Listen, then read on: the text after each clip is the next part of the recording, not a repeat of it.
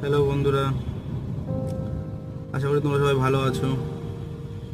তো সকালবেলা 8টা থেকে আজকে রাত এখন 9টা বাজে, এখনও চলছে আমার শরীরের ইঞ্জিন, তার সঙ্গে আমার গাড়ির ইঞ্জিন।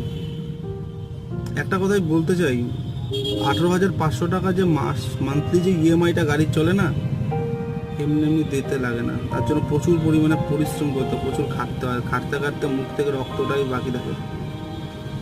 যাই হোক, যেসব ভাইয়েরা বন্ধুরা যে গাড়ি কিনবে, আগে অন্তত খাটতে পারবে কিনা সেইটা ভেবে গাড়িটা কিনো। কেন গাড়ির চালানো, গাড়ির লাইনটা একবারে মানে একেতে বাজার খুব খারাপ, গাড়ির চালানো আর গাড়ি মেনটেনেন্স করা মানে ভীষণই কষ্টদায়ক। একটা কথাই বলি, যাই কিনো গাড়ি কিনো অন্তত গাড়ি যদি খাটতে পারো সেটা দেখেই গাড়ি কিনো, না হলে গাড়ি কিনে বোকা সেজো না।